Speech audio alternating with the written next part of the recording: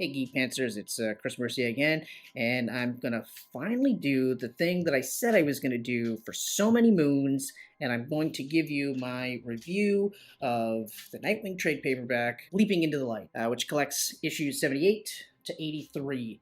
This is written by Tom Taylor and drawn by Bruno Redondo, who, as you are aware, I'm already a huge fan, and I've already professed my love for this creative team. But more importantly, this isn't just for me.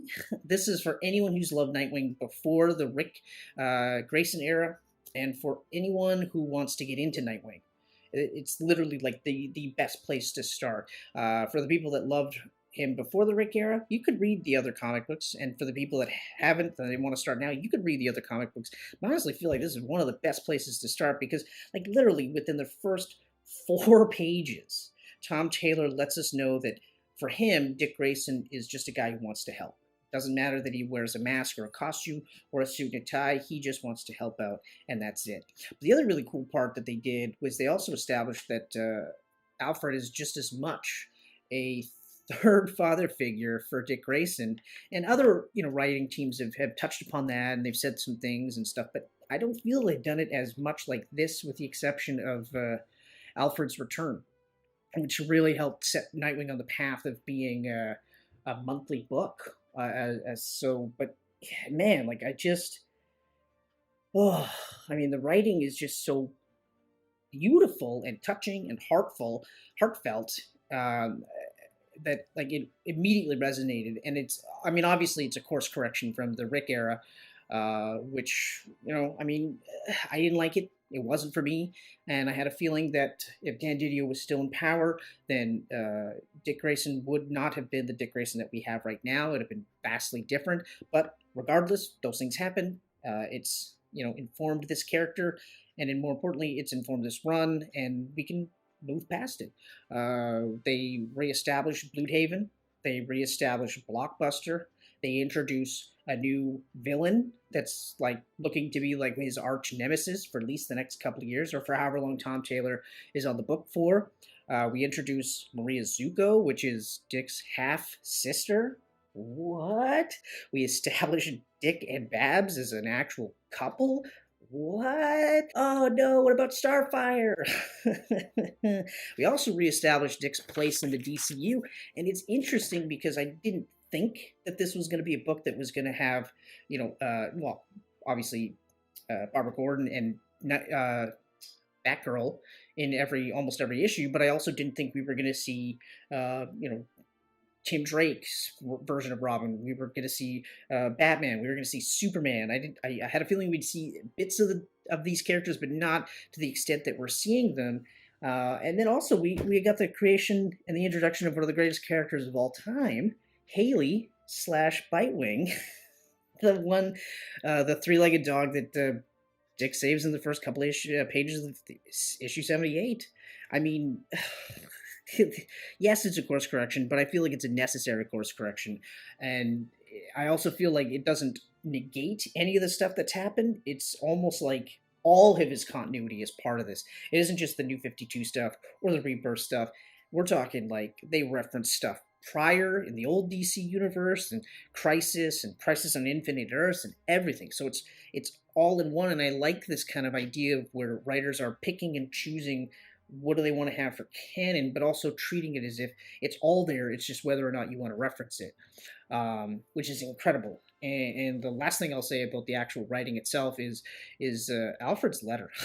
Like, if you can get to Alfred's letter without even like cracking a tear, then whew, you are a stoic motherfucker. Okay, because I can't do it, and I've read that so many times. It's just beautiful and poignant. And again, like, it really just sets the stage for this version of Nightwing. But also, I felt like they were literally using this as a way to bake in the core character traits for this version of Nightwing, so that hopefully when other writers pick up on him, pick up after him, they will mind the same ideas, because I mean the core traits are very, very great. And like, I know there are some people that are like, yeah, but Dick would get angry and he would be like a dick sometimes or whatever, and it's like, and he still very well may do that, but right now I'm enjoying the fact that he's just this cool, confident, like, older brother who's been there, done that, but not afraid to ask for help or even just lean on other people. Because it's another one of the complaints where it's like, there's always somebody helping him, and it's like, but that's okay.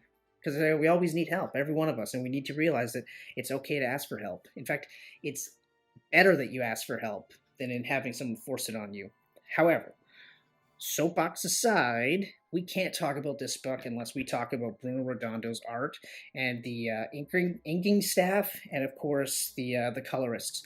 Every page on this looks absolutely beautiful, with and eye popping, with the exception of when Rick Leonardi takes up for the origin of Maria Zuko, but they do that in such a way where it's a blast to the past. So it's of comic books before this new Brighton and era of almost the 80s revival, right? But man, I can't tell you, like, Bruno Redondo right now is like one of my favorite artists. He's on a completely, distinctly another level. It's not just that each one of these characters look distinctly different and carry themselves differently. He just does these little spins and plus pop culture stuff in it, and pays homage. Is that the word? To, like, I mean, there's even spots where like Scott McDaniel would do constant little blurry pits of Peter or of Nightwing in motion, and he's mined that in some of these issues too. And I always love that, but he makes it his own spin.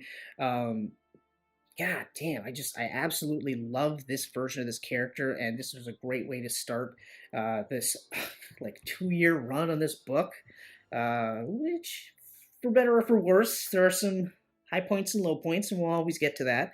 But one of my favorite things about this book is that it's reminded me that comic books and heroes can be optimistic, and in some cases they should be optimistic, and literally just between just the way he carries himself, when Nightwing carries himself in this book, and how he interacts with all these other people, it's just it reminds me that I could also do that more and be more open and out there with people. And but more importantly, this is like book 1 of like 6 books now we've got in the making here, so I can't stress enough how great this book is. The writing's amazing, the art's amazing, and man, like, Nightwing, he's still one of the greatest characters of all time. He's still one of my favorites. Superman is always going to be the top, but this version of Nightwing is nipping at his heels. So yeah, if you haven't checked it out, check it out. And if you have checked it out, recheck it out, because there's always going to be something that you missed. And keep on rocking in the free world. And oh, sorry, copyright infringement. Geek Pantsers, as always, keep checking us out. We love you. And also suggest books for me to read. I'm a superhero guy, but I also like sci-fi, spy-fi, fantasy. So go nuts. Tell me what you want me to read, or give me some writers, give me some artists, give me some suggestions, and I'll talk about those too whenever the hell I get around to it. But thanks again, guys. We really appreciate it.